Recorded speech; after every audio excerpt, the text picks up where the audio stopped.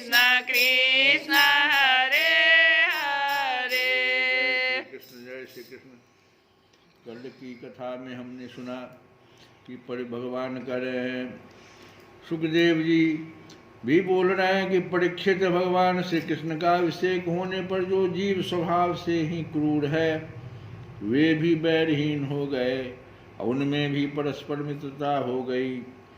इंद्र ने इस प्रकार गौ और गोकुल के स्वामी श्री गोविंद का अभिषेक किया और उनसे अनुमति प्राप्त होने पर देवता गंधर्व आदि के साथ स्वर्ग की यात्रा की।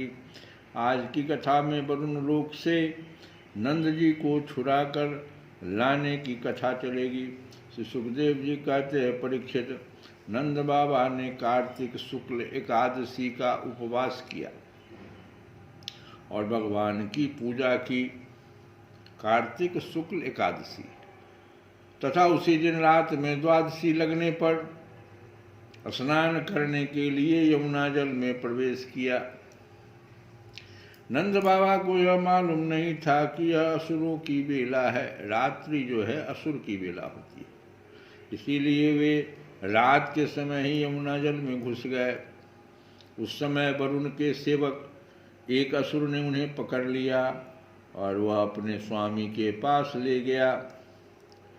नंद बाबा के खो जाने से ब्रज के सारे गोप, श्री कृष्ण अब तुम ही अपने पिता को ला सकते हो, बलराम अब तुम्हारा ही भरोसा है, इस प्रकार कहते हुए रोने पीटने लगे।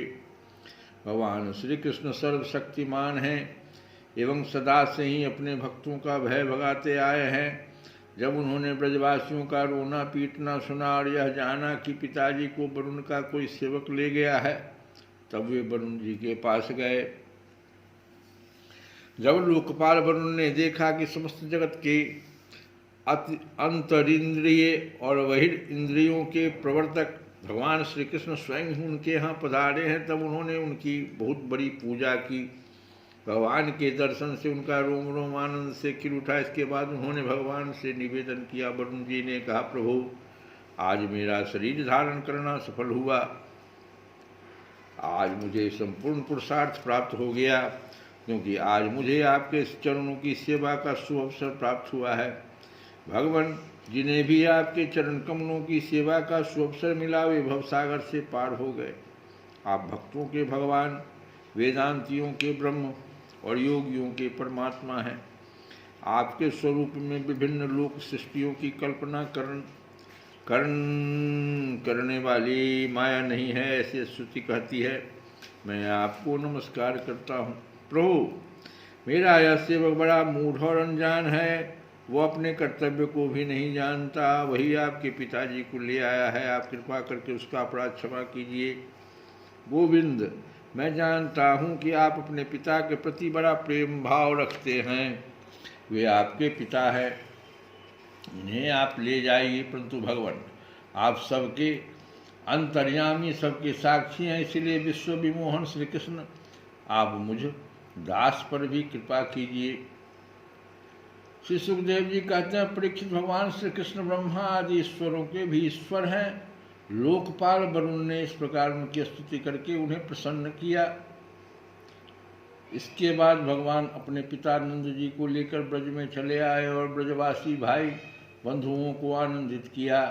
नंद बाबा ने वरुण लोक में लोकपाल के इंद्रियातीत ऐश्वर्य और सुख संपत्ति को देखा था। यह भी देखा कि वहाँ के निवासी उनके पुत्र श्री कृष्ण के चरणों में झुक झुक कर प्रणाम कर रहे हैं।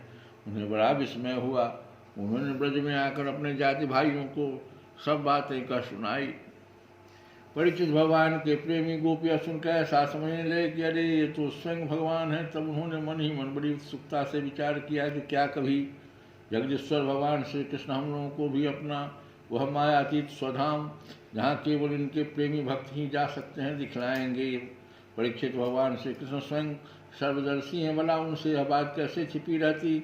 वे अपने आत्मीय गोपों की यह अभिलाषा जान गए और उनका संकल्प सिद्ध करने के लिए कृपा से भरकर इस प्रकार सोचने लगे कि संसार में जीव अज्ञानवश शरीर में आत्मबुद्धि करके भांति भांति की कामना और उनकी पूर्ति के लिए नाना प्रकार के कर्म करता है।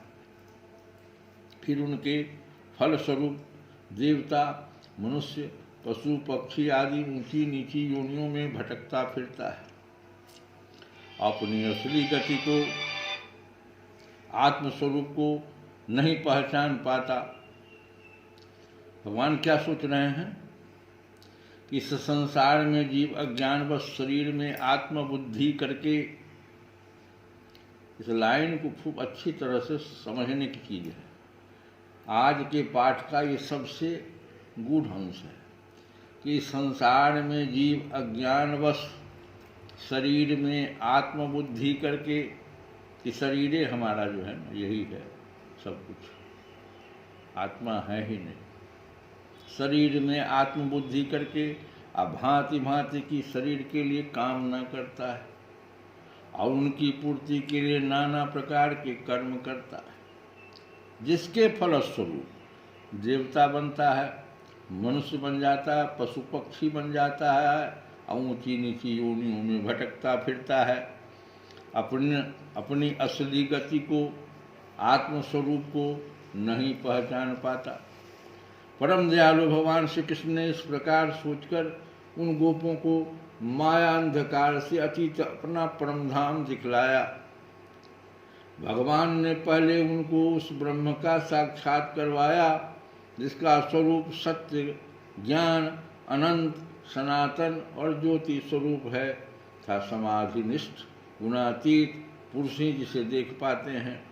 जिस जलाशय में अक्रूर को भगवान ने अपना स्वरूप दिखलाया था, उसी ब्रह्म स्वरूप ब्रह्म हृदय में भगवान उन गोपों को ले गए।